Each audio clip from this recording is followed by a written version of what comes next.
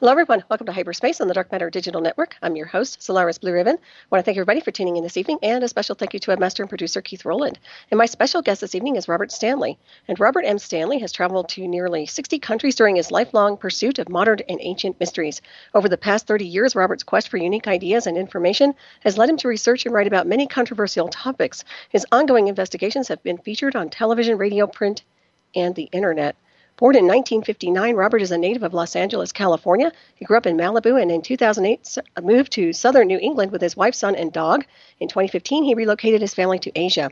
He enjoys surfing, hiking, motorcycles, tennis, photography, and composing music. Formerly a corporate journalist for Honda Research and Development in Torrance, California, Robert is the editor of UNICUS Magazine. He is also the author of Close Encounters on Capitol Hill and Covert Encounters in Washington, D.C. He's the webmaster of UNICUSmagazine.com, and he's the host of the UNICUS Radio Hour and is the producer of the UNICUS Radio Network. He has served as a correspondent for America's Morning News and America's Radio News Network, and his website is unicusmagazine.com, and his website is unicusmagazine.com. And please welcome Robert to the show this evening. Hello there, Robert. Hi, Solaris. Nice to be with you again. It's a pleasure to have you on. It's been a while since we talked. How you been? Oh, fine. Just been busy moving all over the world. I was going to say, so how's Hong Kong? I've been here since February and I like it. You know, it took a while to adjust. It's like a very large United Nations. There's people from all over the world here. And so everybody's celebrating, not everybody, where I live, a lot of the expats are celebrating Christmas. And it's just surreal to be here and literally be celebrating Christmas in Hong Kong. But yeah, that's I guess it's normal here. Wow. So can I ask you if it feels better energetically to be over there opposed to being on the mainland in the U.S.? Only because of the crazy politics. Yes, I would have to say I do feel safer here. Actually, I'm sure I'm safer. My family and I are safer here. That's not why we moved. We actually came here for work. But it is a different energy, that's for sure. And but I think politically it is. I'm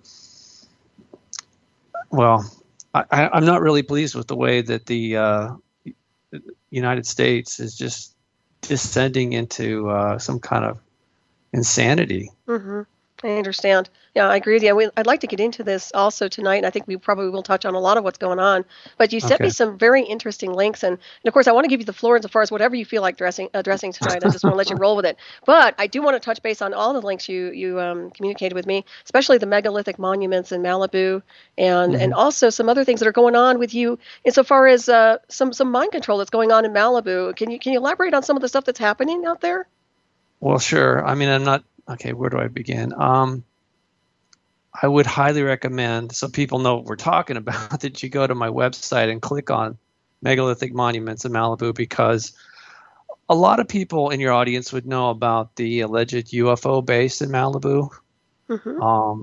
Now, that's right next to a military base at Point Magoo, and which is right just over the border of Malibu and Oxnard, California.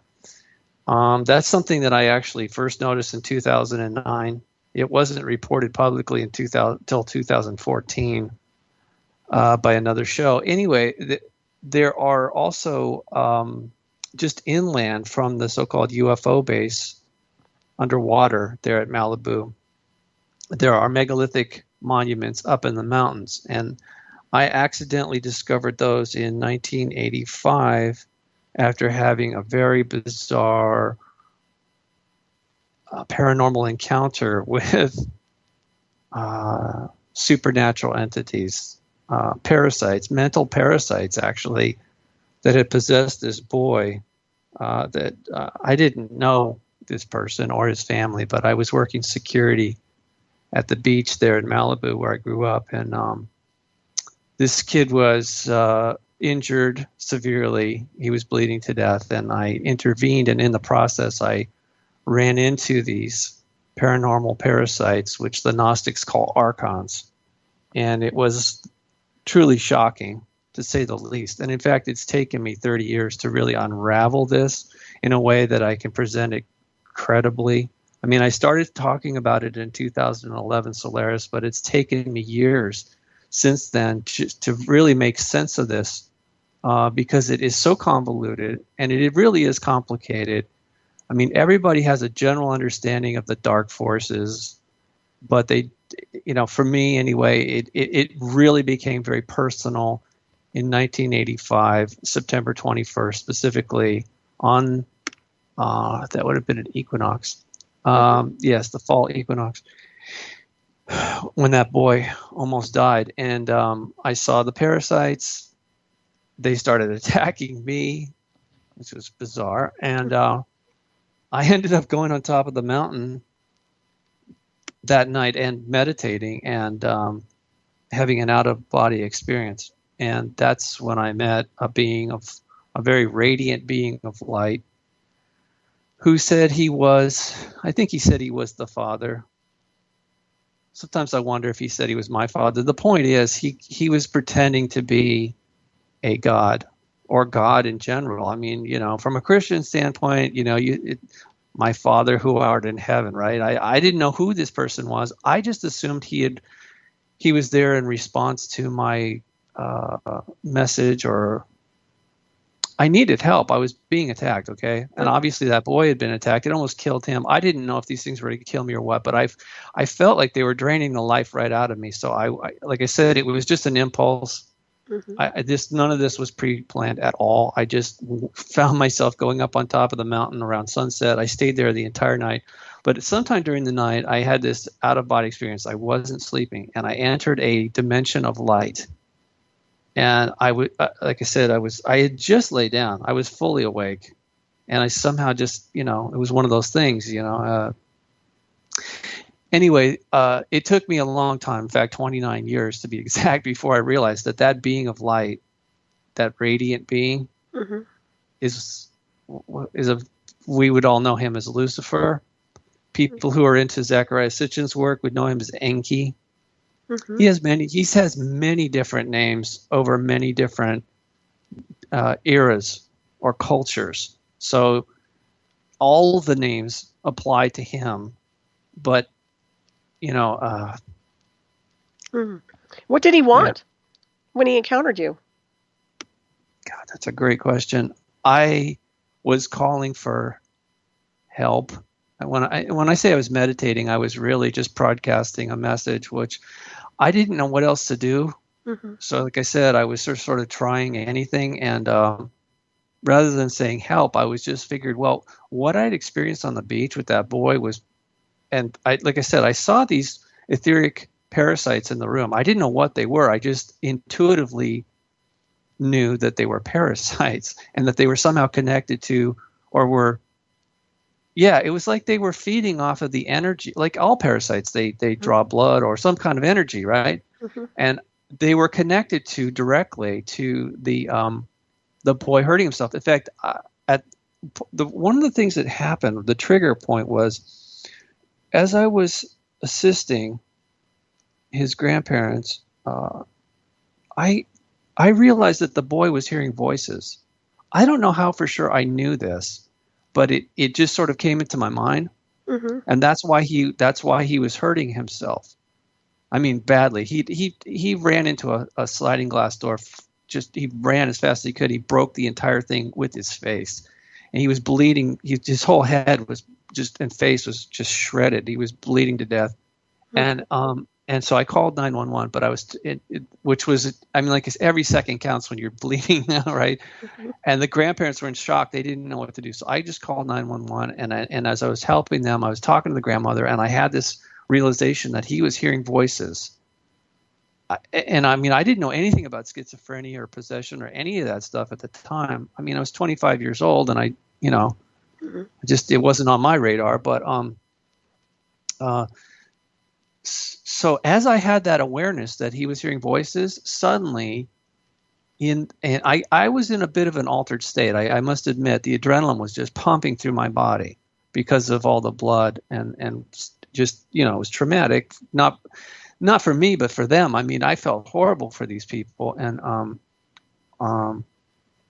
at one moment, I saw these things just like appear in the room, and I don't think they really appeared. It was just me having a shamanic moment where I was actually seeing into this other, I hate to call it a dimension, but that's what everybody else calls it. So we're going to say another dimension, or, okay, better yet, a frequency. I was seeing into another frequency of reality, okay?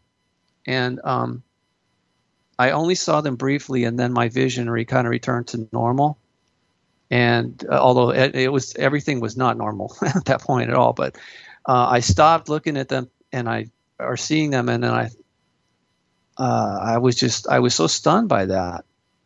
I mean, it obviously I'll never forget it, but after the ambulance arrived and I left the house, I felt horrible. I mean, I assumed it was because, well, all the blood and trauma, but there was something wrong, like I'd never experienced before.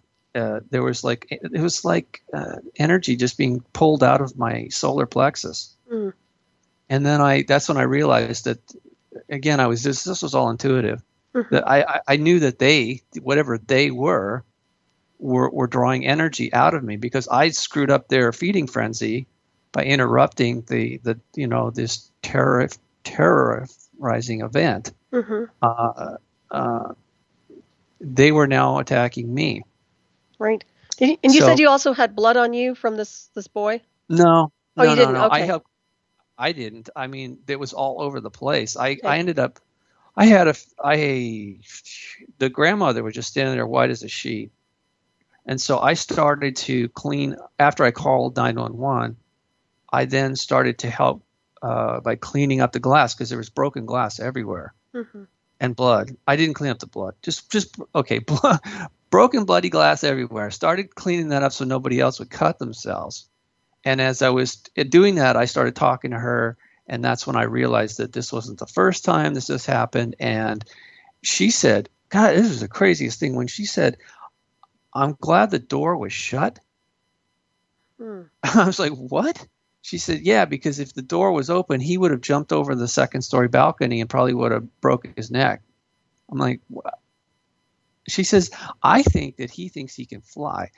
And I remember this now. That's when I somehow had an awareness that he was hearing voices telling him that he could fly, which was totally creepy. I mean, I'm not one of these paranormal investigators. I was a security guard. Yeah, I understand. I used to do that too. Do what? Security. I worked security okay. before. Yeah. So my big deal was, protecting the property of the homeowners. I wasn't there to protect them from paranormal activity at all, But okay, so what does this have to do with Malibu? It turns out that I saved 3 people's lives when I was living there. 2 of them at the beach, 2 young boys at the beach, actually. One of them was almost drowned. The other one was the boy I just told you about. Another one was an adult male up in the mountains. And but I personally know of 9 people that committed suicide in Malibu, and that's not all of them. It's kind of weird. I don't know what happened. When I came to Hong Kong, I suddenly found myself starting this investigation remotely from 7,000 miles away of Malibu. It kind of reminds me of what happened when I was living in Los Angeles, and I was doing, from 3,000 miles away, I was doing these remote investigations of Washington, D.C. and all the UFO extraterrestrial activity going on covertly there. And honestly, after about 6 years of that, I had finished writing 2 books about Washington, D.C. And in fact, the conclusion of the second book was all about satanic, Luciferian, demonic influences in Washington, D.C. proper. And I didn't set out to do that, but it became, if you have to draw a conclusion, you analyze the data and the historical record, and that's where it led me. And I was very, very uncomfortable about writing that or publishing that information, but it's the truth as far as I can tell. Right. And so as I was writing that, and especially that the whole story about the movie The Exorcist being based on a real story of a young boy in the Washington, D.C. area back in 1948 or 9, something like that. It reminded me of Malibu. of what the boy I just told you about. And then so I started thinking, and I'm not the only one. Obviously, plenty of other researchers have come to this conclusion that there's a demonic element to the UFO phenomenon. And I had experienced many close encounters in Malibu at the ruins right there at Point Mugu, not knowing that there was this structure, potentially a UFO base under the water out there. And that was from 1985 till about 1995 or so. Mm-hmm. It was really, really intense, especially at night. We would go up there at night. I would take people up there. Mainly I wanted to show people the megalithic statues and get their opinion on it. But there's such a vibe there. I mean, it's so unusual. And a lot of people have been writing to me about this who actually know the area. Some of them have actually lived there. They got some of the stories they've shared with me is just unbelievable. Mm-hmm. What's the vibe like, Robert? It's intense. Okay. It's so different. You're okay. The mountain is called Boney Ridge. A lot of people think it's part of the Santa Monica Mountains, but it's actually separate. Geologically, I learned that it is separate. It is called the Conejo volcano. It is an extinct volcano. And you would never know it by looking at it unless you were a geologist, but that's what it is. And it has such there's supposedly vortexes of energy there. I don't know. I mean, certain spots do feel just more intense than others, but when you're standing in front of these monuments, you can just feel it. It's like there's some sort of resonant energy left over there mm-hmm. from long, long, long ago. Because what I know is that the Chumash people lived there from anywhere from 8,000 to 10,000 years consecutively. And when I talked to some of the elders about these monuments and other artifacts, they said, "Oh, that is the work of the first people." And I'm like, "Okay, who were they?" "Well, they were destroyed in a flood." I'm like, "Okay, well, that sounds universal." I mean, but then where did all the other people come from? Well, the gods made them. The gods made more people or something like that. At the time, it didn't make much sense to me. Mm-hmm. But I do have, as you can see on the link I sent you, not only to the megaliths monument, megalithic monuments in Malibu. That's a tongue twister. Mm-hmm. But also the book that I am currently writing, the Malibu Chronicles. Right. That, like I said, that I didn't even see that coming. Okay, so I somehow this year when I moved to Hong Kong, I suddenly started to see things really clearly, and I realized that that nobody else was going to write this book, much like nobody else wanted to write the book about Washington, D.C. In fact, I didn't even want to write those books about Washington, D.C., let alone become the spokesperson. Honestly, I spent it's 10 years ago that I started that project. In summer of 2015 is when I first broke the story about UFOs landing on Capitol Hill and being photographed doing so. You know what a pain in my rear that has been. Mm-hmm. And it absolutely no thanks for doing that, and no recognition. Not that I need it, but I mean nobody seems to care at all that not only did it happen after 9/11, that these things literally just landed on the Capitol, but nothing is being done about this. People act like it's a non-issue. Mm-hmm. So I feel like I wasted a lot of my time. It took me think about it. How many hours can you imagine it would take to write 800 pages of material based on historical facts? Right. I mean, it was just, it consumed a big portion of my life, and I missed out on part of my son's growing up. Anyway, I'm sorry. Well, I appreciate your work. No, Robert, I really do appreciate what you've done. And it makes me wonder if people aren't under some sort of a mass mind control, because honestly, when they don't pay attention to what's really going on and there's this disassociation or disconnect, you have to ask yourself what's going on with these people.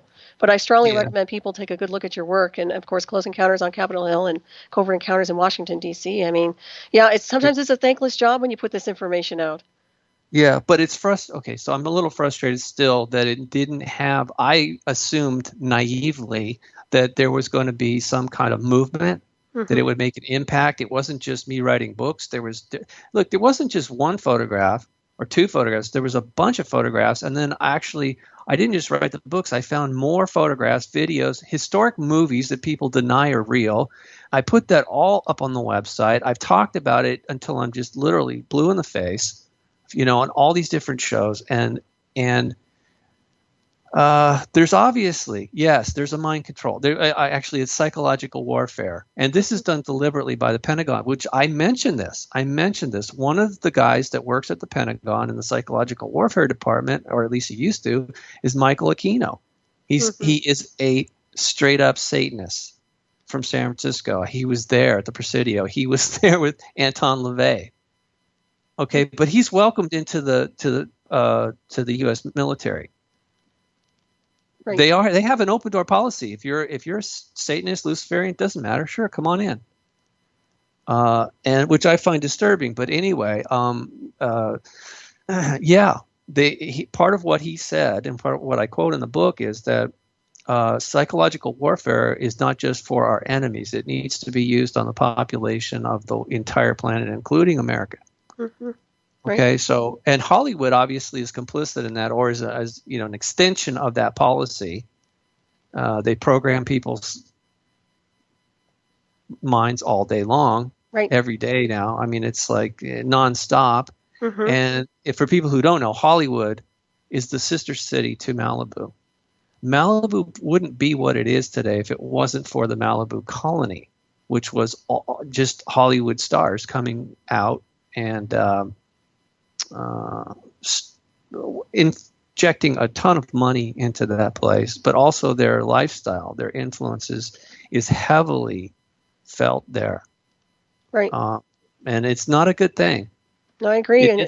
It's amazing you got through it on such a higher level of consciousness. I suspect you were very protected. And one thing I wanted to comment on, when you were mentioning the psychological warfare, obviously, my background with artificial telepathy, and I can tell you point blank that they're deploying it through that formula, which means that when they interface people and they pull them into this program for mind control, they're using artificial synthetic telepathy. When you mentioned that boy, yeah, he could have been schizophrenic, but they also do EEG cloning and heterodyning, which can create a schizophrenic brainwave pattern. So that tells me that maybe he was being targeted. So there's so many things you can look at, Robert. But when you're looking at it, when you take that and then you take the paranormal and you weaponize the paranormal, the UFOs with this covert technology, you've got a monster with tentacles.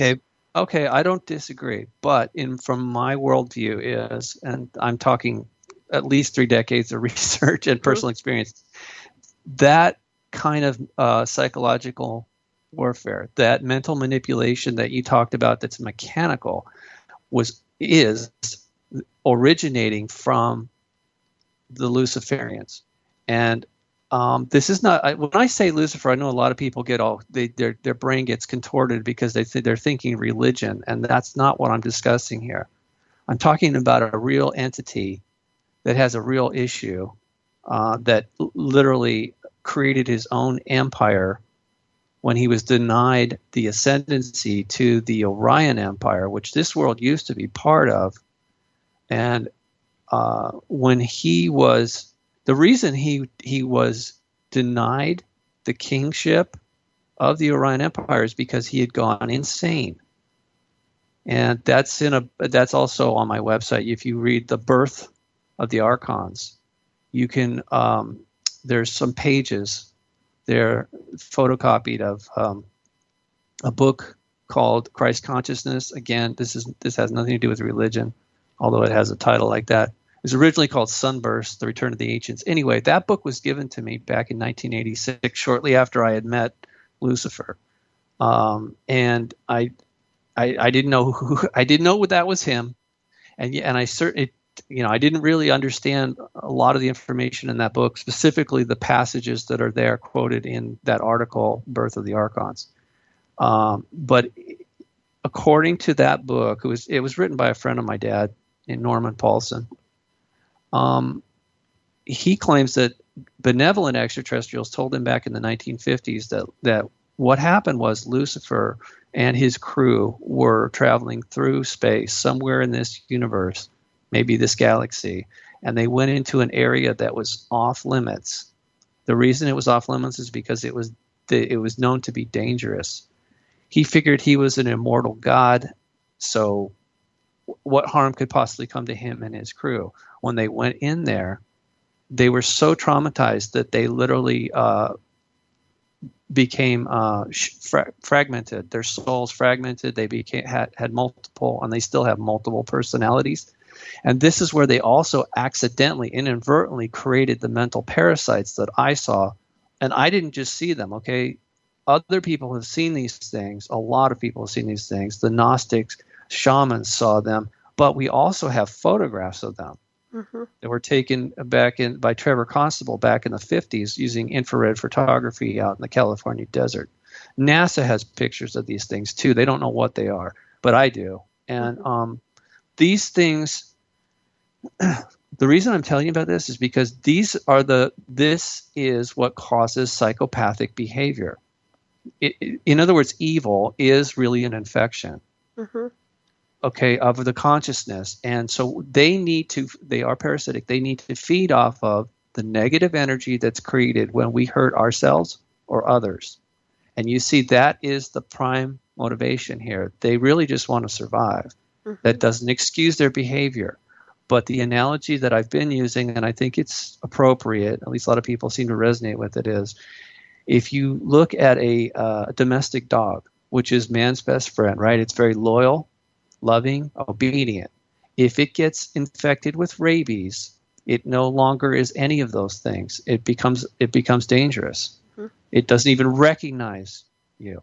Okay, right. So this is what has happened to the human family throughout the galaxy. This infection started completely by accident, and it is, I wouldn't say out of control, but at least on this planet, it is the dominant force that causes the psychopathic behavior. Well, it certainly makes a lot of sense to me, what you're saying there. It reminds me of a brain virus. There's no doubt. Now, how would you be able to rectify such a thing? Is there such a way to counter it? You say can you heal from the mental parasites? Let's put it that way. Well, the first step, Solaris, is in recognizing that they exist. Because look, nobody takes action to solve a problem unless they know that there is a problem. And that is, I do see more and more people coming to this awareness, not just from my work, but other people have been talking about this as a spiritual infection, or however you want to describe it. It's a problem that we need to deal with. So individually, we can work on it by not allowing ourselves to have negative emotions, or harm ourselves or others. Peaceful, loving, creative. I know that sounds like platitudes, but it's true that we can control our emotions. In fact, if we don't, someone else will. That's what you were describing. That's what we've been talking about, is that the powers that be, the shadow government, is not just the Illuminati or whoever. It is the Luciferians who have an empire, an illegitimate empire that they created sometime in the past. You know, depending on who you talk to, it was, at least for this world, it was probably 400,000 years ago. I know some people can't handle that kind of those numbers, but whenever it was relatively long time ago. We've been under their influence ever since then. So for people who are religious, I would have to say that I don't disagree with the analogy, the metaphors in the Bible about the garden, Lucifer in the garden. But it's more complicated than that. He didn't just, most people, again, from what we're taught through religion, is that Lucifer just has an ego problem. Right, that he's I guess that link I sent you for this new show on Fox called Lucifer. Right, yeah, I saw that, and I should probably I don't have a way to post it, but there's a TV series finale or something like that. No, that was just the name of that website. Oh, It's okay. actually it's debuting on January 25th of 2016, Mm-hmm. and the show is titled Lucifer on Fox. Okay, so now that's out there, and it dovetails perfectly what I've learned about Hollywood and Malibu, that that there's some sort of direct connection to the dark side or the underworld, or what the Shumash called the lower world, where these entities live that are basically very, very hazardous to humans. But okay, they have been influencing us for a very long time. This is nothing new. And they need us. That's the other thing. It's sort of like, they're farming us, like in the movie The Matrix. We're their battery source. And here's the thing, they are very much machine-like. That's the other thing that they're doing, is that they're introducing all kinds of things that makes us more useful to them, such as artificial intelligence, nanotechnology, genetically modified everything. Right. Transhumanism, sort of. Yeah, the cybernetics, all that transhumanistic stuff is done by them for their benefit, not ours. Because they do have an agenda. Most people don't realize this. They think, they just want to torture us and for eternity, right? Eternal damnation. It's not that simple. In my understanding, there's a war going on still in the heavens. And I don't mean in an etheric way either, that there's a real battle going on between empires. Mm-hmm. The Orion Empire, where Lucifer originated from, and the illegitimate empire that he created. And so at some point, this development of super soldiers and super psychics and all the cybernetics, artificial intelligence that's being developed here, all that is going to be used to attack the Orion home base by Lucifer and his crew. So what's occupying the Orion home base right now? I don't know, but I as far as I know, it's still defended well. It hasn't fallen yet. Okay, so it's not negative beings that are there, or no? Some people have said that, but I think here's the problem. In war, the first casualty is truth. So good luck trying to figure out what's going on here, because this is a battlefield. Earth is captured a long time ago, and it is the property of Lucifer. We are all subjects of his empire. Most of us don't know that. Many, though, I have found do, especially in Washington, D.C., London, Rome, and Hollywood. Mm-hmm. Those people, not all of them, but quite a few of the so-called powerful people are well aware. I mean, like, if you look at even President Obama and Senator Clinton, they are fans of Saul Alinsky. In Saul Alinsky's book, Rules for Radicals, he dedicates the book to Lucifer, the first rebel, the first radical. Mm-hmm. You see, I mean, these people, if you really look into it, they do know. Yep. So it's like, I came late to the party, and what I feel really, on some level, I was really upset when I finally figured it out that, when I called for help, that he showed up, Lucifer showed up. I mean, he didn't just show up, by the way. He was in my face.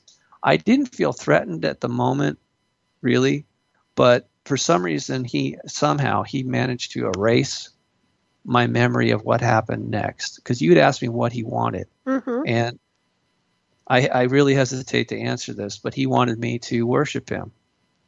Hmm. And he tricked me into doing that for about 29 years. Interesting. Okay, I did not sell my soul to him. That's a really oversimplified distortion of what goes on. He has this problem. I don't know if you've ever met anybody with multiple personalities, but they're impossible. They have altars. I've met people with 20 altars. Yeah. Thank you. And it's also called an echo, which is a great it's a great metaphor, because there's literally multiple selves all being expressed through that one being, because I see it as some sort of shattering of the soul, mm-hmm. something so traumatic. Okay. And we know we can duplicate this in humans, by the way. that's one of the things that, okay, so the book Christ Consciousness, when Norman Paulson writes about that event, nobody can prove that. Just like nobody can prove what happened in the Garden of Eden. We weren't there. There's no video cameras or whatever. But the bottom line is, it's possible. It's feasible because we know it can be duplicated. Right. And it is being duplicated through mind control, so-called experiments. I don't think they're experiments at all. No, it's torture. It's and I've been doing a lot of investigation and research on that, trust me. But the EEG heterodyning and cloning breaks down personalities and creates alters and describes what you're talking about is creepy because it just rings so true on the research I've been doing. So but okay, you see, it starts to make a little more sense if the powers that be behind the scenes, if the shadow government really is Luciferian, and I mean in a galactic sense, and they own this world, then why wouldn't they be doing, from the very beginning? According to Sitchin's work, which I find is very, very convoluted, but it serves a purpose. A lot of people, and I've come across these. In fact, one of them contacted me recently. A lot of these people feel that Enki is the savior, is the father, genetically created us in a lab, right? And he saved us after the flood that was allegedly caused by his family, by his brother, Enlil. So a lot of people think Enki's the good guy. And a lot more people now, thanks to Fox with this new television show, are going to think that Lucifer is a good guy. Because I'm sorry to give it away, but everybody's going to know when they watch the trailer or the show. Lucifer is tired of living in the underworld. He comes to Los Angeles, opens a nightclub, and is now working with the LAPD detective division to go after the bad guys. See, he's now a superhero. He's the good guy. Sounds like somebody I know out there, Robert. Okay, but and not in a good way. Yes. I know this is kind of circular logic, but I'm answering your question. What does he want? He wants people to worship him. Right. He wants sympathy. You remember that song, Sympathy for the Devil? Mm-hmm. And they are Satanists, by the way. The Rolling Stones are straight out. It's obvious that, there's no hiding it. Mm-hmm. And I don't think a lot of people don't care. The people who are in it don't really care that much, at least, especially not now. It's becoming more, everything's coming out in the open. And this is part of the reason I wanted to talk to you and your audience, was to sort of lay the groundwork for what I think is coming, what I saw mentally, what I think somebody showed me this was coming, was that they are going to pull another fast one on us, because that's all they know how to do, is lie to people and manipulate them. And they want to keep control of us too, by the way. They really don't want to let us go. They kind of need us on some level to continue to feed off of us, and obviously use some of us to be their advanced guard in this ongoing assault of the home empire. But they're going to do this false arrival, the second coming of the Anunnaki gods. They've returned. And they're coming just at a time when we really need it the most, and they're supposedly going to be, this is going to be the best thing ever, and they're going to help us, right? And that, my understanding is, all that is a complete lie. And you will see the UN and the Vatican, they're already preparing for this, and that they will be the ones who actually champion this, because it's going to usher in a new world order under the leadership, the so-called benevolent leadership of the Anunnaki. And guess who's going to head that up? Enki. Because he's the father of mankind. He's our savior, according to the Sumerian records, at least the way Sitchin has written it. Right. For Are us. You speaking of Project Bluebeam when you talk about this false arrival? Is that what you're referencing? It's so much more than that. Look, I like Carol Rosen. I've talked to her before, but, can you really take the word of Werner von Braun for anything? And besides that, well, no, besides that, that's assuming that he knew for sure what he was talking about. Right. This goes on at the highest levels of the shadow government. And like I said, they work for the Luciferians, and they are not only extraterrestrial, they're extra dimensional. Most of these beings are quasi-immortal, if not truly immortal, physically immortal. I mean, we all have, our souls are all immortal, but to an extent. What I read recently, I don't know if have you ever read the Wes Penray papers? I actually know Wes, or I knew him. Yeah, Oh, okay. I know who he is. Yeah. But have you read his 4 or 5 papers that he put out? I read some of his earlier stuff. I don't think, probably not something you're talking about. Go ahead. Okay. Well, yes, because he was the editor of Illuminati News. Right. For Yeah. many years. Okay, but he stopped that, and because he realized that the Illuminati's not in control. It is these extraterrestrial, extra-dimensional beings, specifically led by Lucifer, Enki, or whatever you want to call him, and he has many different names on this world. In fact, the name Earth, it starts with 2 letters, EA. That's one of his other names, Ea, or Oannes, or Neptune. It's ridiculous. This guy's got so many names, but he is definitely a real being. And Wes figured this out because apparently he did some homework, and he also had some sort of contact with some of these beings. And so he started writing these papers, and they're very long, but they're free, and they're on my website at unicusmagazine.com. Just click on the Stars of Orion.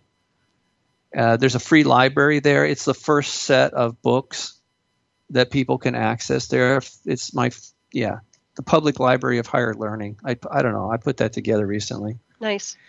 Yeah. Awesome. So, but it's here. Look, what Wes has put together is really important because he offers a lot of pieces of the puzzle that I didn't have. After I read some of that, I contacted him when we became friends and started sharing information. He did not know what I have explained to you about Lucifer being insane and why. Mm-hmm. And again, this is not an excuse. I want people to be really clear about this. It's not an excuse, and it's an explanation. It's a diagnosis, because that's the only way we're going to get well. And I don't think I fully answered your question. How is this going to be fixed? Okay. Sorry to be so. I know I'm jumping all over. No, you're the map. actually wonderful. Keep going. You're fine. Okay, so coming back to what because I had been asking this mentally to because he's not the only character here. There are benevolent beings here covertly. And I'll explain a little more about that in a minute. But what I saw coming is not only are they going to fake this return of the gods, but they, it's under false pretenses, okay? They had never left. It's just they're going to come out of the closet under false pretenses so they can continue to control us and manipulate us and for their benefit. The reason they're doing that is twofold. They want us to attack the Orion Empire with them some point in the future. Number 2 is there is a super wave coming towards us. I didn't even know it was called that until recently. I had already seen it. I think it was 2013 or so that I'd seen this coming, but I didn't know the people actually had a name for it. Mm-hmm. Physicists have talked about this. They said it comes from the galactic center, and it has wreaked havoc throughout the galaxy, whatever. I don't know if that's true or not, but maybe. I know that energy and consciousness and matter all are basically linked together. All that is linked together. So when I saw this wave of energy sweeping over the planet at some time in the future, what it triggers in us is a reawakening of dormant DNA, or I should say DNA that's been switched off intentionally by Lucifer through genetic modification of us to be more docile, more subservient to him and his crew or his cronies, whatever. So this is a problem. They know that at some point when that wave comes washing over, that we're going to wake up 100%. The thing is, some people, based on what I saw, was some people are literally going to be okay with it, and they're going to stay with the Luciferian agenda, the archons. They're going to continue to serve them. And the rest of us have to make a choice. It's like, okay, do we want to leave or we're going to stay here? I think, and quite a few of us, I don't know what the percentages break down to, but quite a few of us are going to leave. I agree. But here's the weird part about it. I don't see us leaving on ships. I actually see us leaving, literally walking off this world to other worlds through portals. Yep. Like a light body activation into phase shifting through frequency? Well, okay, I guess so. But no, I actually see portals. I have another, one of the other articles, I didn't send this to you, but you can access it on the front of my website. It's called Paradise. Oh, shoot. Well, it's on your website, right? No, hang on. I got to take. Yeah, it's at the bottom, but hang on. I got to tell people what this is, or they might not find it. It's at the bottom. It's called Wonder Island Portal to Paradise, and it's really important for people to check that out because there are these portals all over I don't know if they're natural or synthetic. It doesn't matter, but they are all over the place. Bermuda Triangle, the Devil's Sea in Japan. There's all kinds of places like that. There's a very active one in Utah, the Skinwalker Ranch. If you ever read that book, The Hunt for Skinwalker Ranch, right. Oh my God, yeah, those portals are real, and I think more of them could probably open up quite all over the place, and people could just literally walk out of here and be free for the first time in a long time. Because that's the other problem. They're recycling our souls. They're not letting us leave here. Right. Which is a total violation, but they are somehow tricking people or using technology to cause people to keep reincarnating here, so that they have created this like perfect soul trap for us, so that we just don't all just migrate out of here. You are so right, Robert. I totally resonate with that. Yeah, they are doing that. Spot on. Well, okay, so at some point though. All of this, and this is again, this is why you got all these PR campaigns. Zachary Sitchin was a complete puppet, in my opinion, and I'm sure he thought he was doing a good service for humanity, and he was paid very well for his services. But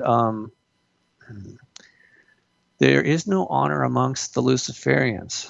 They're coming from a parasitic point of view. They have no empathy. They've lost that ability. They have no empathy. They can't be empathic at all. That's why they can commit acts of the psychopathic acts. They don't feel what are any emotions for other people. So in that regard, they are machine-like. But the infection is something that I believe that the benevolent ones have been working on for a long time in our terms, but in their terms, it's relatively short. And what I mean by that is sort of like Einstein had talked about this time dilation thing. If you go fast enough, you leave the planet and come back, and like everybody, it seems like a day to you, and everybody's dead and gone. The same thing is true with these divine beings. They live a lot longer. Let's put it that way. Some of them are probably immortal. So 1,000 years to them is like, 1,000 years to us is just a day to them. At least in the Bible, they talk about it. That was one of the things that was explained to me, because I'm like, hey, what's taking so long? Really? Come on. People are suffering here like every day. How many freaking years is this going to take? I'm sorry, but I just like, I can only handle so much of this. It's driving me nuts. Right. I don't want this to go on anymore. Where's the cavalry? I agree. So the thing is, they have been coming in. It's tough for them. It's one of the reasons all the secrecy is ongoing regarding UFOs and extraterrestrials. They don't want us to have contact with any of them, good or bad, because eventually they don't want us. The less information that we get, the better. It's sort of like a terrible analogy again. When the people from Africa were enslaved and brought to America, it was illegal to teach them how to read and write, because the slave masters knew that if they were educated, they would be harder to control. Right. So the truth is, most people on this planet don't read, and far fewer of them actually read the way I do, which is like every day, and I take notes and do a comparative analysis of all the sources. I never rely on one source for anything, and that doesn't make it accurate. In fact, I'm the first one to throw things out. If I analyze something and a new piece of information comes in that upsets that, then I have to reevaluate everything. Mm-hmm. You know, and it's critical I think it's critical for me. This was a personal thing. Okay, that's what it started off as.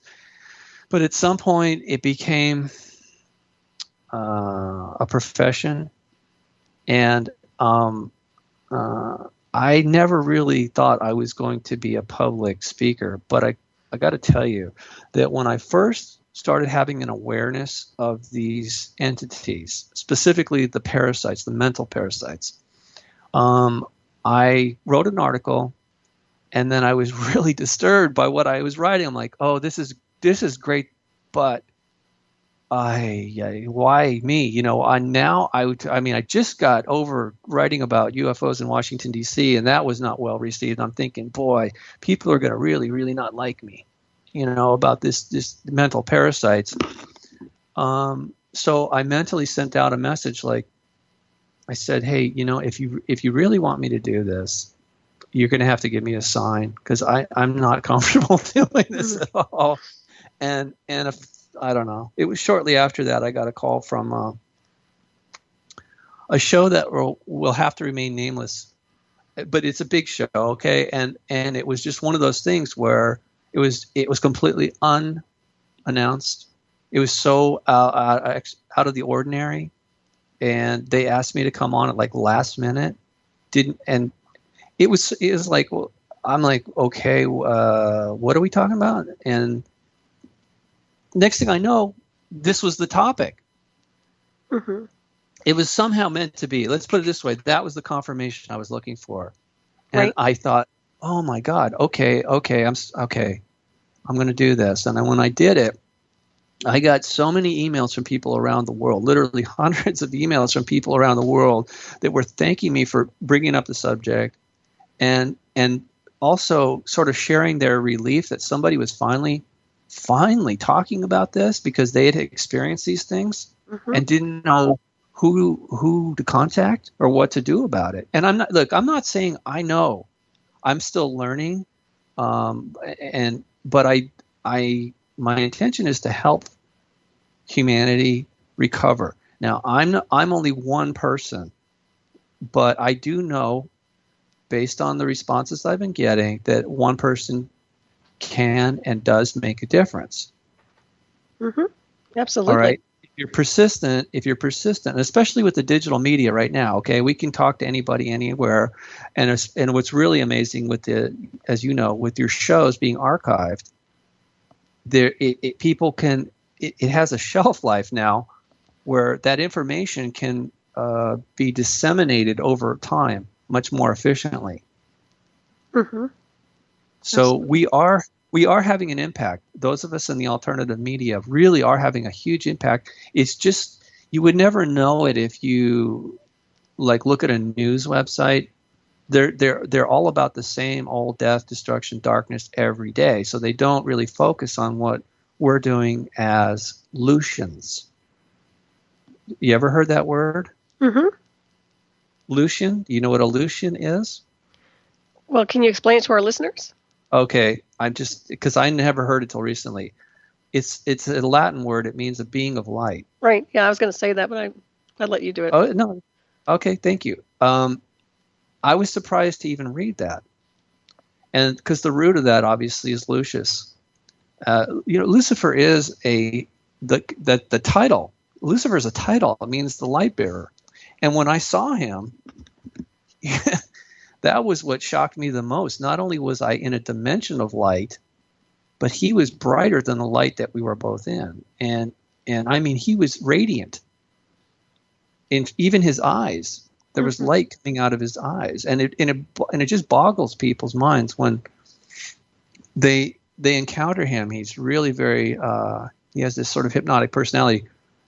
And that comes out in the show too. So recently I was contacted by a Luciferian here in the living in the United States, who's originally from Iraq. He was born a Yazidi in Iraq, okay? most of the Yazidis are Christian. There is a certain number of them who are devoted to Lucifer, and they're open about it. And I never really heard it before about that particular group. And this individual said he was part of a group. He represented a group of Luciferians from that area of the world, and that they were offended by what I was saying about Lucifer on the radio. And they also accused me of trying to save people. So anyway, I set the record straight with this person, and he ended it by saying, I'm very I'm tolerant of other religions. And he says, I'm looking forward to the new show about Lucifer on Fox. Good day. I'm like, what? Wait a minute. How could you be tolerant if you're upset about me talking? Anyway, because I never make this about religion, but okay, all right. Obviously, he's having a mental issue. And I even told him so. I said, look, you don't need to defend Lucifer. I'm not attacking him. I'm describing a condition that he has that is affecting everybody else. Did you not want me to tell people this? You know, I mean, really? You can't handle the truth? Or you think he can't handle the truth and you're defending him? I mean, either way you cut it, that's like, and so his fallback position was, well, I'm tolerant. That's not even part of the conversation, but oh, good for you. Well, I wouldn't be inspired by a television show either. That's kind of, you know. No. But he's no, but he's happy because, okay, look, that show for people who are Luciferians, that show is like, yeah, this is what he's really like. He's actually a good guy. You know, okay, since we're again talking about Malibu, one of the things, many things I found about Hollywood and Malibu, the actress Sharon Tate, famous for being murdered, brutally, satanically ritual murder by the Manson family. Mm-hmm. Prior to all that, when she was a movie star, her first starring role was a movie called The Eye of the Devil. And she had the ability to use mind control on people, and it was very black and white, and she was just really, really evil. Mm-hmm. The next movie was Don't Make Waves, and she was playing a beach bimbo in Malibu at the beach, and her character's name was Malibu. That was the impetus for Malibu Barbie, because Elliot and Ruth Handler actually lived in Malibu with their kids, Barbie and Ken, for real. Okay. Oh, wow. Yeah. So anyway, here's the thing about why am I bringing up Sharon Tate? Before she died, someone was talking to her about the devil, because obviously she married Roman Polanski with, Rosemary's Baby and all. Again, Hollywood loves the occult. Mm-hmm. They really have a very incestuous relationship with it. and there's plenty of evidence of that. But anyway, she was having a conversation with somebody, and she said, hey, people think that the devil is ugly and scary, but actually he's beautiful. Now, by itself, that sounds just bizarre, but it makes me think that she knew from experience that he is very seductive, and he knows he doesn't he doesn't have horns and a tail and all that stuff. I mean, he is a shapeshifter. He could appear that way to somebody if he really wanted to scare them. Mm-hmm. But he is a humanoid. According to Wes Penray, he is an amphibioid. He's an amphibious human. Mm-hmm. So, again, in the Middle East, this is why he's known as Oannes. He came out of the Persian Gulf. He's also known as the water bearer. There is a gate of the gods. It looks like a giant Babylonian gate near the Kodak Theater where they have the Oscars. Mm-hmm. There's a gate there. It's not funny. I don't know why I'm laughing, but it's just so obvious. They erected it recently, and it features Enki, the water bearer, Lucifer, literally right there in the heart of West Hollywood. Very interesting. A gate to the gods. Yeah, it's like, it's so, this stuff is so circular. the way I see it now. And okay, so I'm writing this book about Malibu. Hey, Robert, this hang on for a second. Go ahead. We're gonna head for a break. We'll be right back. Everybody, please stay tuned to the Dark Matter Digital Network. This is Hyperspace. I'm Solaris, BlueRaven. My special guest is Robert Stanley. We'll be right back.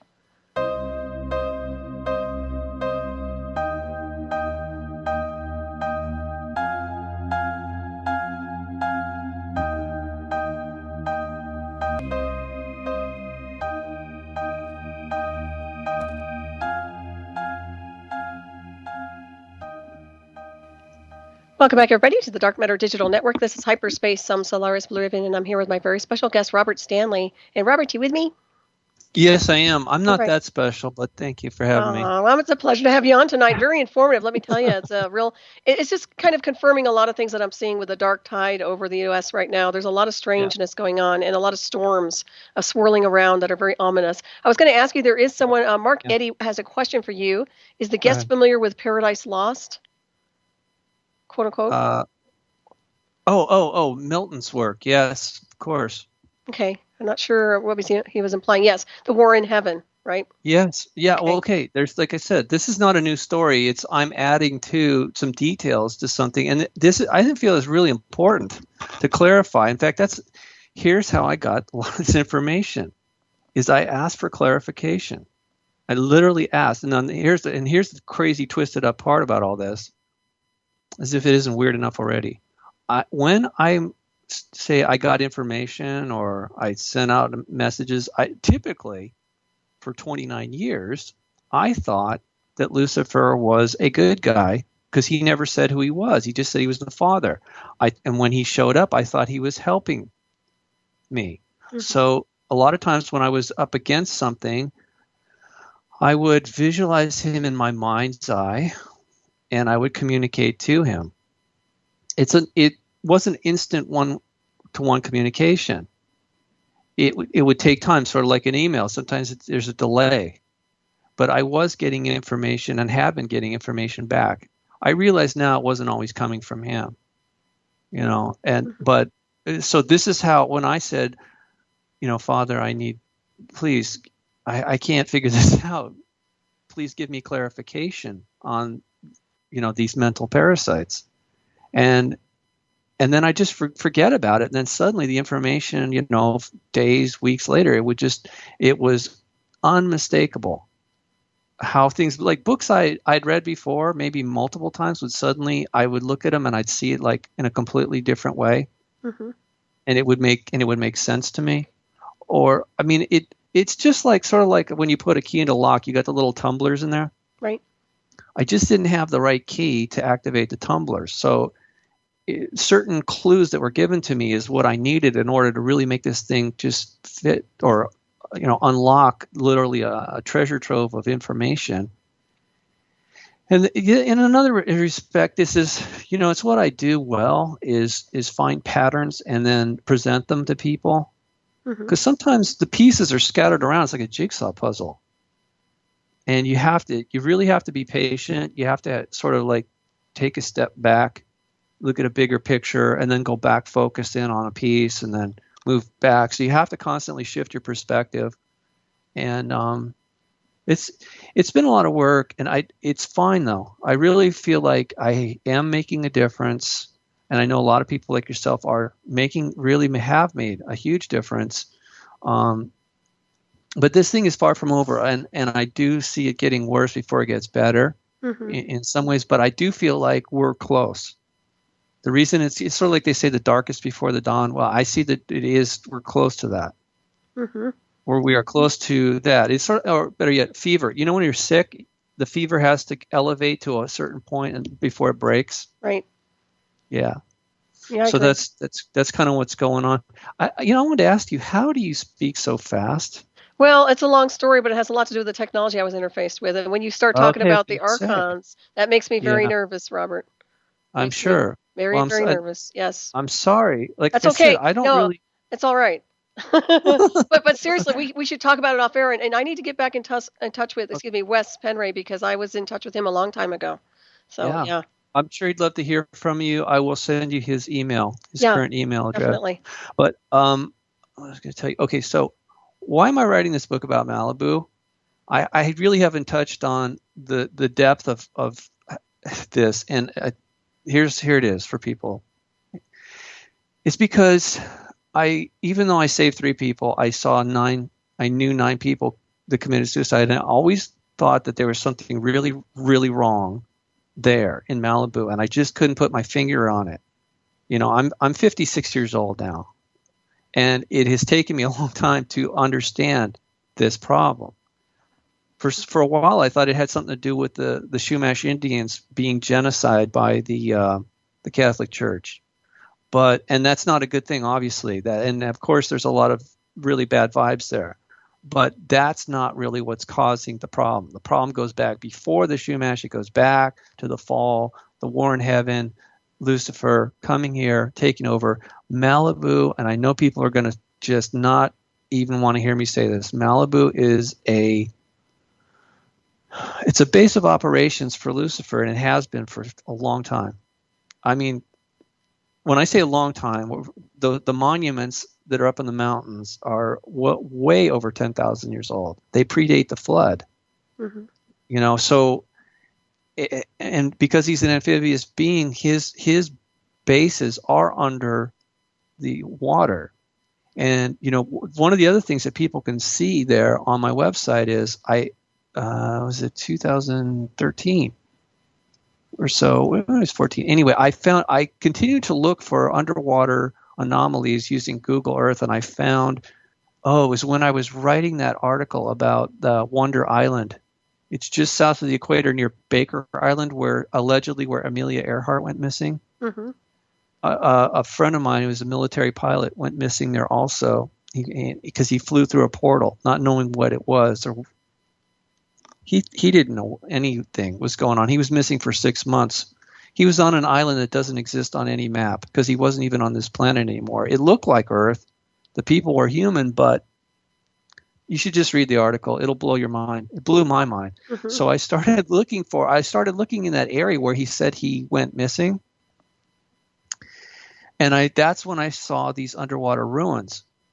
They're clearly artificial construction. And what's so astonishing is that there are 2 very large, like mile-wide openings into the earth there at these ruins, just like the ruins or the underwater so-called, people just want to call it a base. I call it a platform because it's very flat on the top. It's oval-shaped. Mm-hmm. I don't know. Have you seen pictures of that? Oh, yeah, but you were the one who actually broke this data with the Malibu underwater base. No, that one or no? No, it was Jimmy Church was the one. Jimmy broke that, not knowing about my discovery in the mountains nearby. And the reason he ended up taking credit is because I never published my findings until after he published his. I see. See, because the other thing was I was working with the 2009 Google images mm-hmm. for underwater, the Google Earth. They were not as good as the stuff that Jimmy and his people started accessing in 2014. So that's when, but see, I also I kept the emails, as you can see on my website. I definitely sent I put a pin, you know how you can pin certain areas of the earth on Google Earth? Mm-hmm. I pinned it and I called it a platform. And that was in 2000, it's 2010, I think, when I actually started pinning it and doing that stuff. But then when the new maps came out, of course, that pin was gone. And look, I don't care who takes credit for it. The bottom line is these things are all connected. And when somebody put me in touch with Jimmy and we talked, and he had no idea about what I discovered. And at some point he just stopped talking about it because he felt like, well, it's really my thing. So not that I want it to be, it just, I don't know. Certain things that I've come to have some sort of, it's part of my legacy. I don't know why, is Malibu and Washington, D.C. Mm-hmm. Go figure. Yeah, but, really. Okay. So yeah, and again, I didn't really ask for either one of those things. It just sort of fell into my lap and I ran with it, and I've had some regrets about it, but whatever, it's done. I can't change that, and it's fine. Mm-hmm. But the reason I'm writing this book about Malibu is because I want people to be aware of this ancient history there, which is part of the human legacy. that has been denied us by Lucifer, again, is to keep us ignorant, more easily controlled. But more importantly, people go there and think that it's just a playground for the rich and famous. And on some level, that's true. But there's also, it's a very dangerous place because it's got such an evil vibe to it, you know, and that these beings, I mean, the Shumash knew this. And if it wasn't for they had a secret society. I think it still exists, but it's completely covert now. I think ever since 1824, when the Franciscan Brotherhood tried to murder all the members of the secret society there, they call them the Antap, A-N-T-A-P. Mm-hmm. In any case, they were keeping a balance there. They were sort of protecting the Shumash from these beings, from what they called the lower world, what Westerners called the underworld. Mm-hmm. And so I think that the thing in Malibu is not so much a base as it is an entrance into the whatever's underneath the crust. And there's a lot of rumors out there, like the Branton, Branton, and that was the Mojave files. Mm-hmm. Yeah, that's not his real name. I forget his real name now. I think it's something Walton, not Travis. It was another guy. Anyway,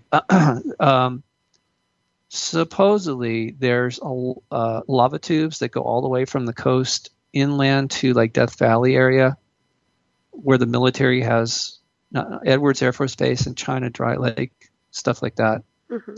So it's possible there's all kinds of, I mean, we know there's whole cities underneath the ground. Some of them are modern, some of them are ancient. But there could be things even deeper that we don't even know about or have zero access to, which is probably a good thing. Mm-hmm. Yeah, it's very eerie. There's no doubt. When you noticed that platform for the Malibu, when did you actually discover that? You said you were Googling and you just happened to see it when you were Googling? No, it was. I believe it was 2009, according to my email files. Okay. But I was looking at there because that's where the ruins are in the mountains. You see, so. Mm-hmm. I was kind of new to Google Earth at the time, and I was just kind of just like searching the area to see if there was anything. Oh, I know what it was. I was looking on the islands because those islands, the Channel Islands, are actually part of the Santa Monica Mountains that are submerged. Mm-hmm. And so I was searching around there to see if there was any structures similar to the ones that I found up in the mountains just inland of Point Magoo. That's when I noticed that thing. And I remember saying to one of my friends in an email that it looks like there's columns there. And so in 2014, when the new maps were out, Jimmy Church and some of his friends were looking at that. And that's when they immediately jumped on it as being a UFO base. Well, yes, there's a lot of UFO activity out there. I know because I've experienced it, mm-hmm. But it doesn't mean that there has to be a base there. That's one of the things people really should understand. It's true for Washington, D.C. as well. How could they be coming there hundreds, if not thousands of times in the past few decades if they don't have a base? People assume they got to have a base there, right? Not necessarily. One of the things we learned in our investigation, and I say we, it would be Mr. Allen. Wilbur Allen is the guy that took the pictures of these craft landing. Oh yeah, I know Wilbur, right?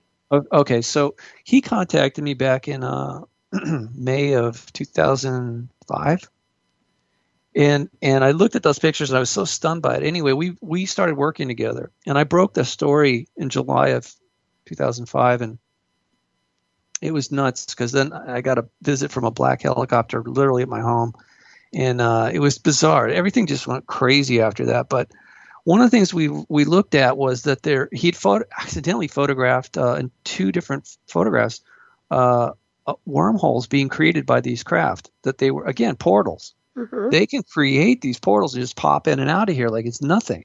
Windows in the sky, just pop in and out. Right. And right. Nobody'd ever seen that on photographs. I mean, analog, literally 35 millimeter slide film. And it took us a while to figure out what that we were looking at, but it sort of proved to me that these things don't need to have a base here. They can just pop in from God knows where at any time and then pop right back out. Right. That makes sense. Yeah, it does. It does, because if it's not just Washington, D.C. If you actually look at the database of how many, just in like the last 100 years, hundreds of thousands of UFO sightings around the world, how is that possible? Where are they hiding all this stuff? That always bothered me until, recently when I started factoring in portals, wormholes, stargates, whatever you want to call them. Right. Makes so much sense to me. Yep. Yeah, but it gives them such a huge advantage over us, Solaris. I mean, come on. Right. Well, it seems like there is also, you were talking about, not to interrupt you, but I just want to mention real quick, it seems like they're using some kind of a frequency fence or transmission to block some of the, or run interference against some of these stargates or wormholes, would you say?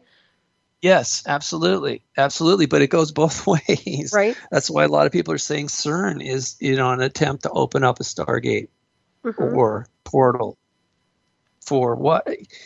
That, again, that wouldn't be new. A lot of that is discussed in Wes Penray's papers. And like I said, the battle is ongoing.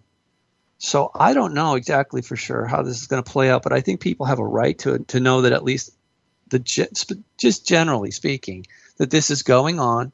We're all being affected by it to some degree. Nobody's immune to this, okay?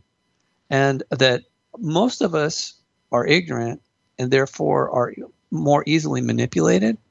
So in other words, we're pawns. We're pawns. And to me, it's like a nine-dimensional chess game. I don't know if you ever saw that on Star Trek. Yeah, I did. Yeah. Kind of a thing.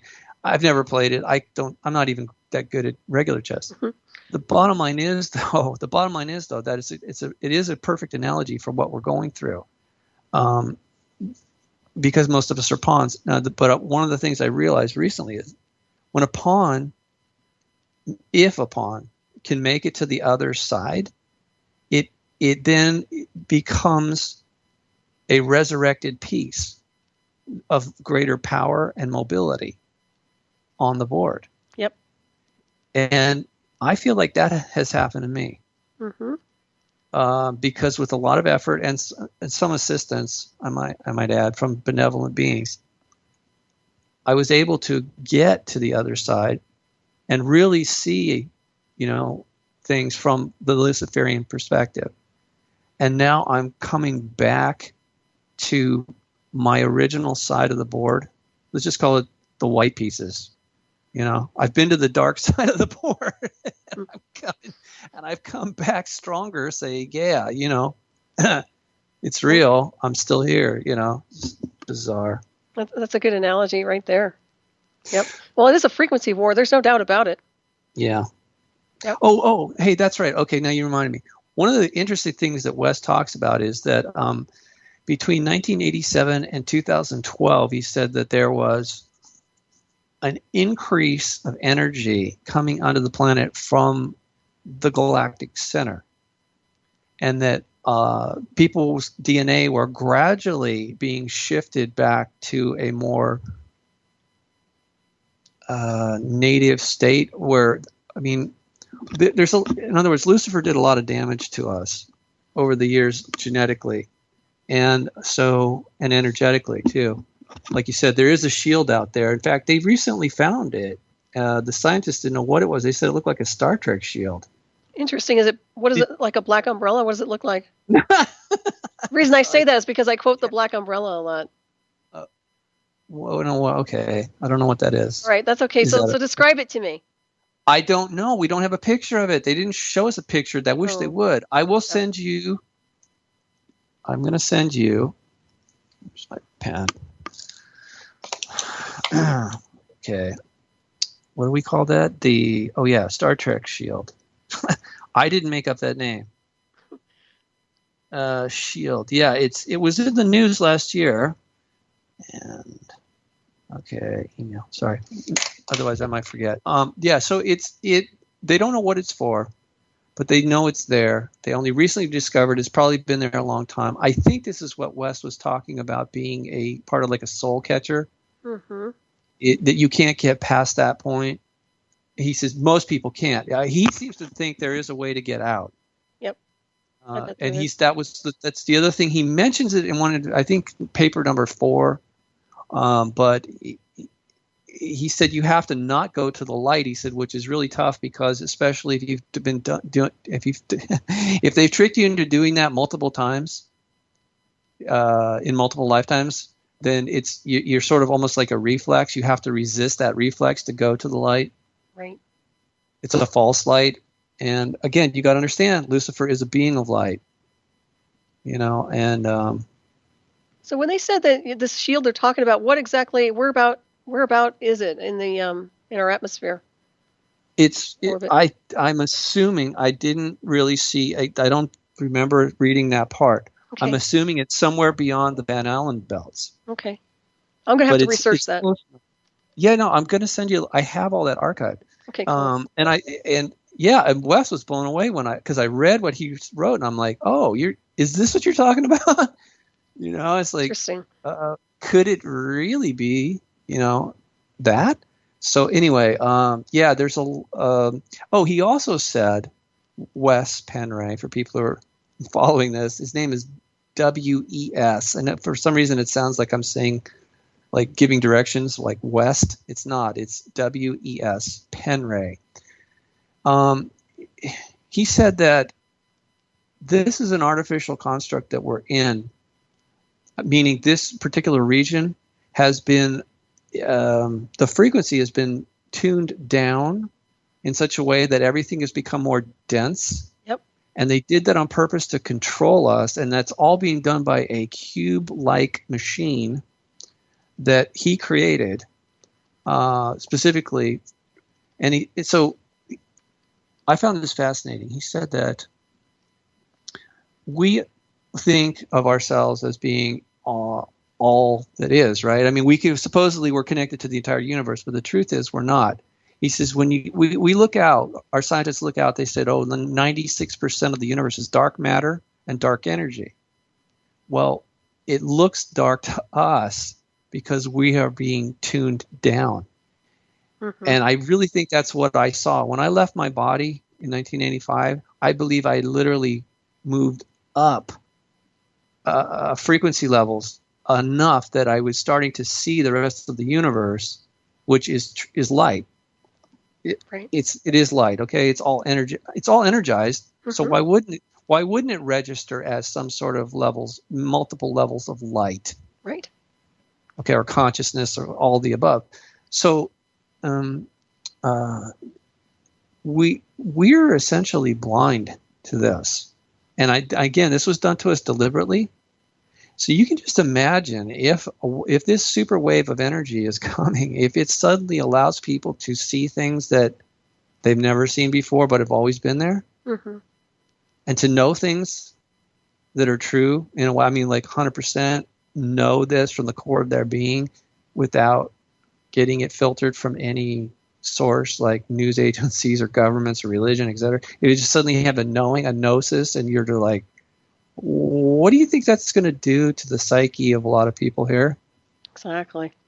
It's going to be a harsh pill, and that's one of the reasons. I know it's a little bit premature. Actually, nobody knows when this is coming, by the way. I don't have a clue. But I do feel that it is coming. Mm-hmm. Because, like, again, I asked, how is this going to be resolved? All right. I mean, like I said, the system for me is working. It's not always perfect, but I'd asked for clarification, got clarification. Now, okay, that's not enough. Now you need to explain to me how does this get fixed? Mm-hmm. Is there a plan? Because I mean, God, I can't figure this out at all. This is just a mess. Right. So that was part of what I was shown. I don't think that's the only answer, but again, oh God, why me? I'm telling people this because I know it sounds crazy, but prepare yourself. Prepare yourself. Now, those of us who have lived between 1987 and 2012 will have a much easier time of it. People that were born after 2012, I don't know. Mm-hmm. I don't know. Maybe it'll just be normal for them. People that are older, it could be harder. I don't know. I think a lot of people just have the Well, people have a right to know. Oh, absolutely. We're all in this together, and our leadership is completely devoid of any value. They really aren't here to lead us. They're here to mislead us because they're not working for us. They don't represent humanity's best interest. You see it all the time. We can loosely call it psychopathic behavior. A new science of this is called ponerology, the science of evil. Religion has not done a whole lot in my especially the Catholic Church. In my estimation, they're increasing the amount of exorcisms that they perform. The effectiveness of it is minimal at best. Because I always question if you clear someone who is possessed or infected, where do those demons go? Mm-hmm. Right. You're not killing them. You're clearly not killing them or destroying them. You're just pushing this trash down the street. Right. Yeah. And at some point it's piling up. I mean, the lead exorcist for the Catholic Church, Gabriel Amorth, has said the exorcisms are on the rise because possession is on the rise. Well, hello. Does this concern anybody, or do you have to be Catholic to care? I mean, right. It's just insane because we're all humans. We're all here. We're all connected. For people who care about science at all, it's called entanglement. We're connected energetically. And at some point, when we break these bonds, we are going to be all our consciousnesses will be connected as they should be. In fact, they are already connectable. Something that was shown to me up in the mountains one night was that, in the Malibu, was that, and this is before the internet, it was back in the 80s, it was just starting up, late 80s, they literally showed me a web of light. Mm-hmm. And that's why I was really surprised when they called the internet later, they called it the web. Okay, so what that is, it's nice that we can use it for communications like this, for good things, but obviously it's used for a lot of really bad stuff too. Truly evil, criminal stuff goes on the internet all the time. It's very corrupt. Mm-hmm. But the point I'm trying to make is it's a very cheap copy of what already exists in the universe. Yep. That everything, all consciousness is connected to itself through this web of light. Or webs, I guess you could call it webs, whatever. It's not just one, but in essence it is, but it has multiple facets to itself. It's not just one plain, like a linear thing. Mm-hmm. It's more like a fractal. Right. You call it, yeah. And it seems to me like there's more of a simulation here on this world, like they're simulating life. Yes, that's right, because real life is, my understanding is that this world, before the Luciferians showed up, they and took over, that it was a paradise planet there were no parasitic life forms or behavior here. Everything was symbiotic. And more importantly, that everything, when I say that, there wasn't even any predatory behavior. I know people are like, oh, come on. You have to eat. You have to consume other life. Actually, you don't. You really don't. Plants do it all the time. Mm-hmm. They draw their nutrients from the water and the air, and specifically the sun through chlorophyll. We have a very small amount of, not chloroform, it's something else. God, I'm sorry. I'm totally blanking on this right now. But there is a chemical in our bodies that allows us to absorb light for nutrients. And we're deficient in that. I mean, it's like everything else. We're highly deficient. If we had enough of it, we would just be able to drink water, breathe air, and get sunlight, and we would be good. Mm-hmm. I know people are like, now they're thinking I'm completely nuts that I just said that. But you're talking light body too, to some degree, if you follow in transfiguration. Yes. Yeah. Well, Well, on the highest level, I'm not talking in the darker stuff, but I'm talking, that's the whole idea of what we are. Allegedly, before Christ was crucified, yes, he went up on a mountain with 3 of his followers and had a transfiguration where he literally became glowed in the dark. Now, I know people think that's weird, but it's it's supposedly part of the, the story, that where's that energy coming from? You have to understand that everything is consciousness. I mean, you don't have to, but what I've come to understand through my reading it's new to us, the new science of digital physics, and I know I told you this, but there's probably new listeners here. Digital physics says that consciousness is primary, that it's a wave form, and that it takes different phase states, just like a drop of water can be a solid, a liquid, or gas. Consciousness in its different wave forms can be either consciousness, energy, or matter. But it's all waves. Mm-hmm. Now but where are the waves coming from?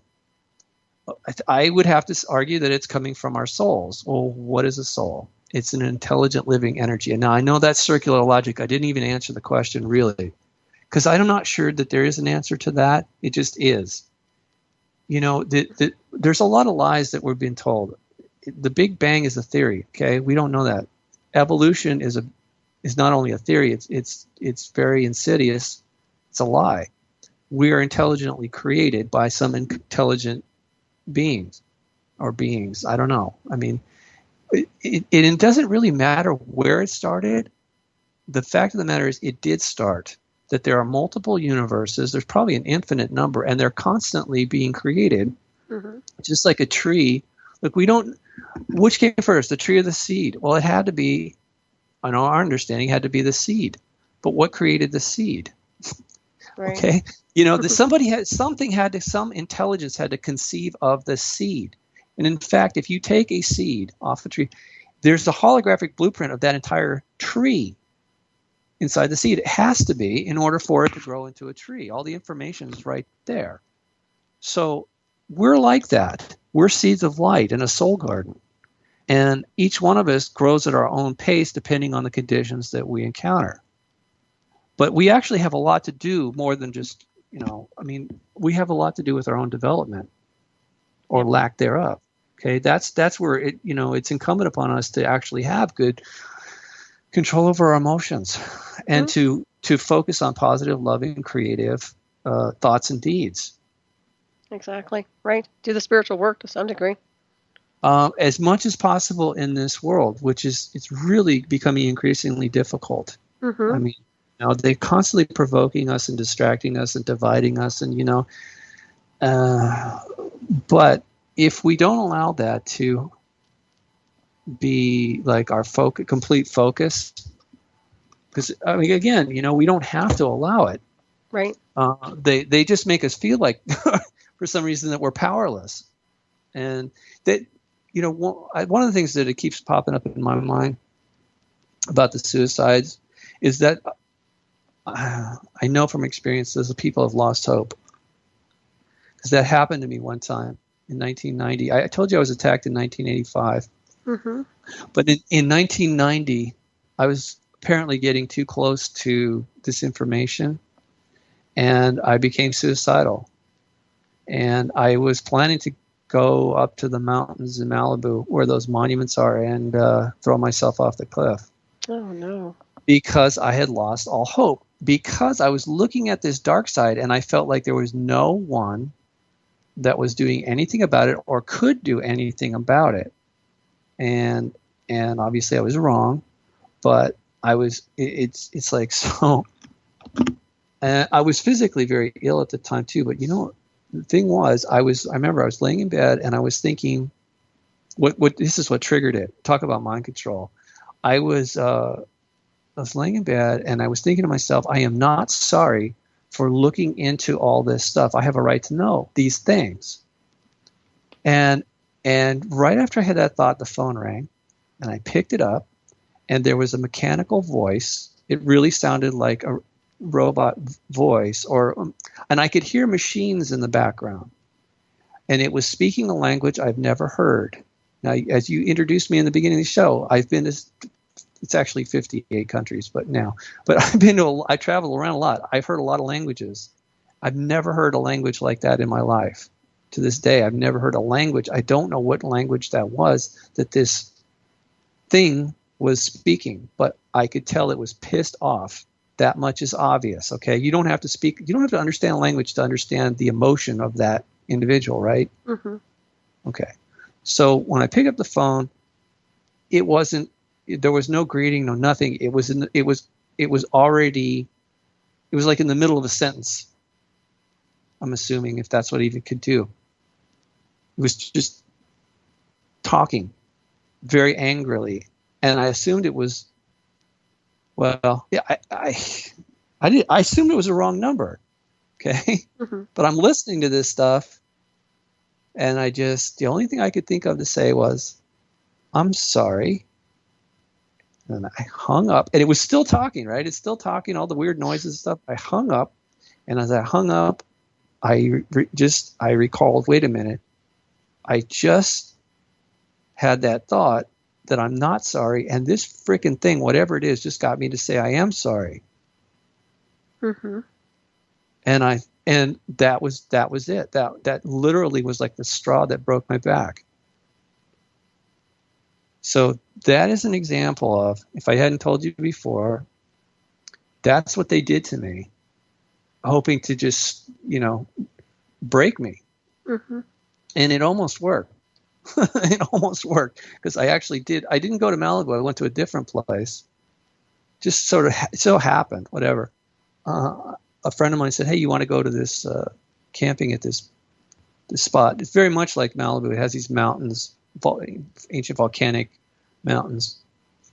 And it's right on the San Andreas Fault. Oh, talk about a vibe. I went there. Okay, so I go there thinking I'm going to kill him. Okay, we get there at night. My plan, I didn't tell my friend this. My plan was to go up on top of the cliff in the morning and just throw myself off.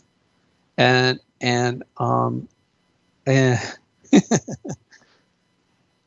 that night, the vibe there. I mean, God, the whole place hummed. It was very super quiet. It's a national monument. Mm-hmm. There's no city right there, so it's really dark, super, super quiet. I mean, as far as naturally, the noises were all from the nature, and but the hum, you could hear the whole place was kind of humming from the earthquake fault. Anyway, that night I'm sleeping on the ground. There's literally snow on the ground. I've got like borderline pneumonia or something. I'm literally planning to check out the next morning. And then I woke up in my dream body. I guess you call them a lucid dream, whatever. So-called dream, I was exactly where I just woke up, right? But I guess I was still sleeping. Whatever. I don't know how else to explain it. It's one of those dreams where you wake up in your bed, except I was on the ground. When I wake up or come to consciousness of some other level of consciousness, I saw a person in the distance standing under some trees. So I was curious, and I went over to her. And as I was looking at her, she was dressed in some sort of like toga type gown, except it was sort of light green. Anyway, the bottom line was there was something very peculiar about her. And as I'm looking at her, she says to me, if you decide to stay, we will do everything we can to help you. And I was like, wow, that's exactly what I needed to hear, because I felt like nobody cared or would do anything. And I was giving up. And now she's telling me I don't know who we are, right? Who is we? Mm-hmm. Right? That's what I'm thinking. That's what's going through my mind. But it had just those words had started a shift, a really serious shift in me. And then she held out a crystal, and she said, place your hand on this crystal. I guess she'd known. I guess somehow she must have been reading my thoughts, because, when she said that to me, I started feeling like, really? If I stay, you'll help me. Well, then I guess I should stay, And so she held out this crystal, and she said, put your hand on that. And it was like sort of like a cruel joke in a way, like, you remember those buzzers, those joke buzzers you put in your hand and you shake somebody's hand and you kind of shock them with it? Right. It was like that, except like, oh God, 1,000 times worse. It was like jump starting a car. I put my hand on. She didn't warn me of this at all. She just, innocently put my hand on the crystal, not knowing what to expect, and it was just like the most incredible rush of energy I've ever experienced in my life. I mean, I've never been electrocuted, but I'm assuming it kind of feels like that. Mm-hmm. And the next thing I knew, I woke up. And I was no longer suicidal, and I was actually feeling a lot better. I mean, not instantly, but I recovered. My lungs recovered very quickly, and my life improved very quickly after that too. Good. Not. It took more than a few days, but that year, I remember the rest of that year. That's when I met my wife, and things really just turned around. So whoever she was, or they are, in my estimation, truly are benevolent beings. But they have to, like I said, I didn't even remember her face. I don't think she wanted me to. She didn't give me a name or a title or anything. It was just like that. And they have to operate that way because it's very dangerous for them to be here. But yeah. So it's like I said, it's a chess game of sorts. And I do feel like, at the very least, people need to know this information so they can decide how they want to proceed. And I think it's important to protect yourself, being positive as much as possible. Just believe it or not, I know this sounds really too simple, but actually simple things do work. And if they work, you should, try and use them. I do. Mm-hmm. Oh, I agree. Well, it seems to me, I think you're very safe where you are. But here on the mainland, it just gets stormy here, energetically speaking. And there's ominous whirlpools of energy going on that are very deceptive, in my opinion. So, yes, very much so. I feel bad because I have a lot of friends and family there. Actually, I just worry. I care about everybody. Like I said, if we have a few more minutes here, I got to tell you this. Okay, so last year, it was this year. Okay, end of last year is when I finally started reading Wes Penry's papers and actually going through them very quickly because I read very.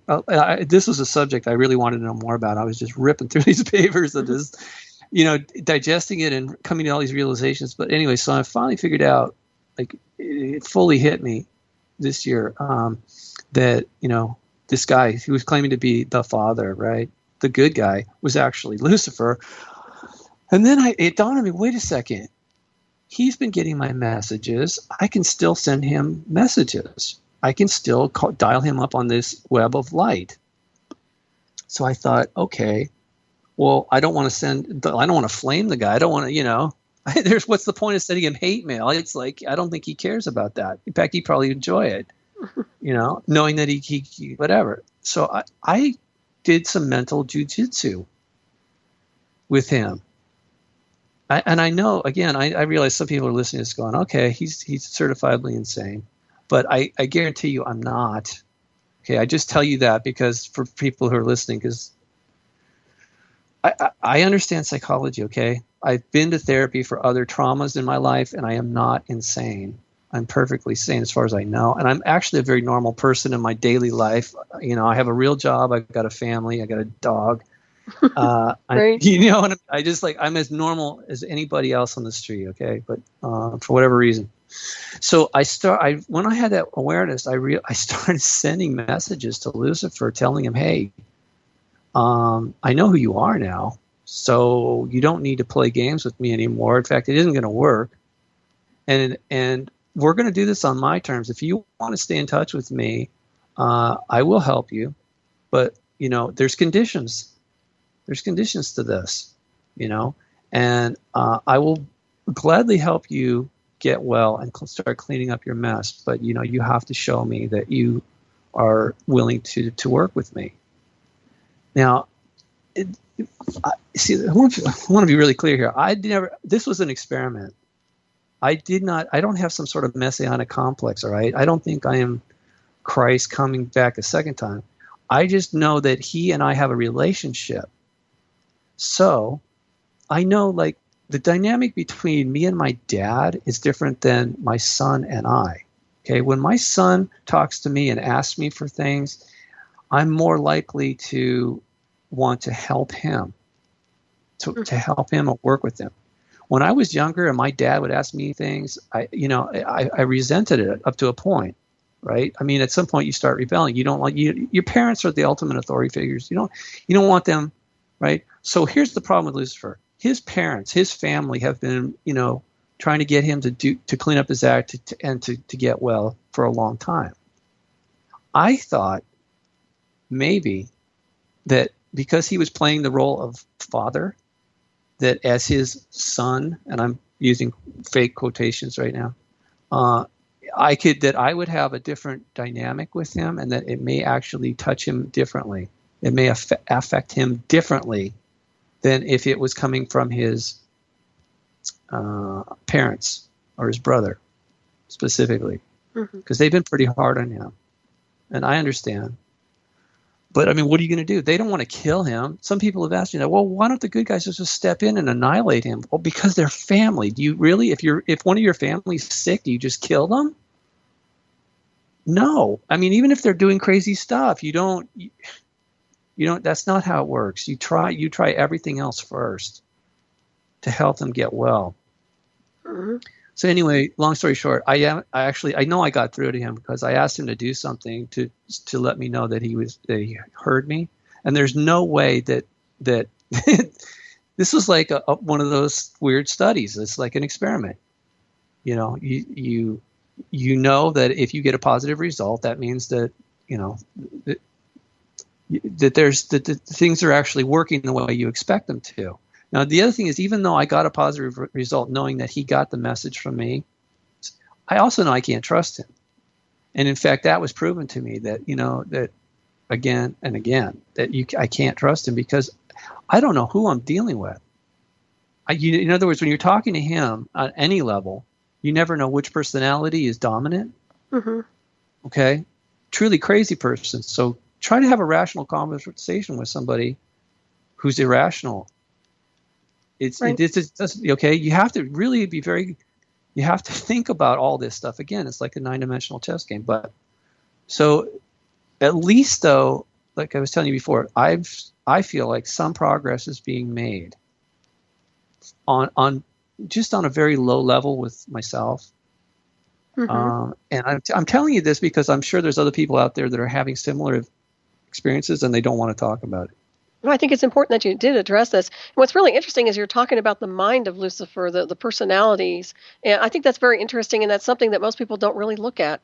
Insofar as a lot of people are very terrified of the concept of Lucifer, but diving into the matrix of Lucifer is actually a decoding, and I think will be empowering to many people. It's called diagnosis. You have, whenever a patient presents to a physician, the hardest thing, the most key element of that relationship between a patient and a physician is diagnosis. Mm-hmm. So you have to take all the factors into consideration, and religion and politics has actually confounded our ability to diagnose this properly. And the thing is, if it was just Lucifer being a nut job, then who I wouldn't care so much. But the fact of the matter is that his infection has become our infection, sort of like vampirism. Mm-hmm.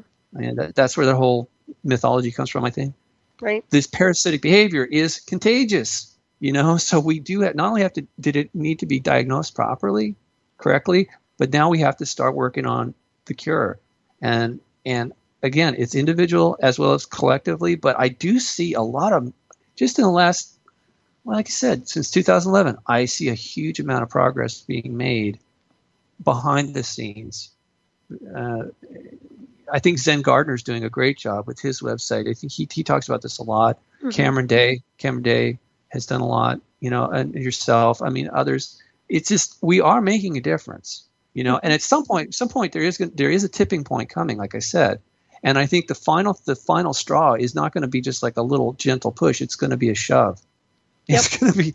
There's no more room to be at when this thing finally plays out. It's not like there's going to be a bunch of people sitting on the fence. It's going to be like oil and water. Boom, everything's just going to separate. Right, I agree. Well, I think that galactic wave has a lot to do with changing the frequency and disabling anything that's mechanized or mechanisms that are controlling and manipulating. So I think that's going to have a positive. Yeah. Yeah, without a doubt. We're getting ready to wrap this up, Robert. I can't believe it. It's been a pleasure to interview you tonight. It's been awesome. Thanks. You'll have to come back because it's been far too long since the last time I've talked to you. So, but also let's give everybody a rundown on how to get in touch with you and also your books and all that. Well, everything I do is published on unicusmagazine.com, and most of the stuff is free. The books are not. Some of my back issues of UNICUS Magazine are available. I do a radio show. I've got some archives. A lot of those shows are free. And actually, I've got a radio station that's running streaming 24/7 that's got a lot of my shows, but also other people's work that I like. It's very eclectic and enlightening, and some of it's entertaining. And so that's something I started in a couple years ago. I really enjoy radio, and so that's available for people for free. Oh, and the library too. Yeah, you could look, it's taken me years to create that website. So people can spend months there just digesting that if they wanted to. I'm not saying they have to, but, take advantage of it if you want. And if you want to send me an email, there's a link usually at the bottom of every page. If people want to send me any questions, comments, or criticisms, I'm cool with all that stuff. I'm certainly I'm appreciative of everything that you're doing. I think it's fabulous and incredible, and a lot of good information was expressed tonight. I'm really appreciative of you being on the show. I do want to thank everybody for tuning in tonight, and please stay tuned for Dr. J Radio Live coming up next here on the Dark Matter Digital Network. And I think we have how many minutes here? 3 minutes plus or minus. So anything you want to leave the listeners with tonight, Robert, with the next 3 minutes? Despite of everything I've said, I'm actually very optimistic. I don't want anybody to get the wrong impression thinking that I'm like a Debbie Downer. This is not a pity party. I am extremely optimistic. I do feel like the best is yet to come. We just have to get through just one more push through the hardest stuff is ahead of us. But once we're past that, life is a miracle and it should be appreciated, and we all have abilities that are far greater than we've been led to believe. So just be patient, stay positive, and be peaceful, and it'll all work out. Right. I think that's a good solution to the equation. And also, I think love has to be a component in there somewhere, loving yourself and at least having some kind of a love for creation in general. Thank you for mentioning that. Yes, I agree. It's the reason I don't use that word very often is because it's so misunderstood. It's you know what I mean. It's people. Oh, I love ice cream. Right. Yeah, I get it. Yeah, totally. It gets overplayed. Yes. Yes. Here's the thing. We're all family. And once we come to that awareness and start living that way, and we will again soon, everything is going to get better. Poverty, war, disease, all that stuff is going to go away for those of us that choose to break ties with the parasitic Luciferian agenda. So you can start now, though. You don't have to wait. I'm just saying it's collectively a majority of us, I think, are gonna make that break very soon. So I'm really very optimistic. Mm-hmm. I think so too. And the thing is, once people change their consciousness, they alter their frequency in general, which disengages from the energy, in my opinion. So I think that's part of it. Actually, there is another article I wrote called "The Antidote for Archons," and that's true. That when we have negative emotions, our DNA actually constricts. Yep. So the amount of information flowing, the frequency actually goes down, and then our bodies are emitting this sort of dark energy. But when our emotions are up and high and happy and positive and loving and creative, the DNA unwinds and literally becomes more conductive, and the energy, the light, the information flows more freely. Mm-hmm. That makes sense. Just like a plant. We're in control of all that. Right. Well, it reminds me of the plants, how they react better to positive energy versus negative energy. So it's very interesting. I think we're just about out of time here. Once again, Robert, thank you so much. I wish you all the best. And please come back soon. And thank you, Keith. And thank you, everybody, for tuning in tonight. Are we ready to roll out of here, Keith? Thank you, everybody. Have a great week.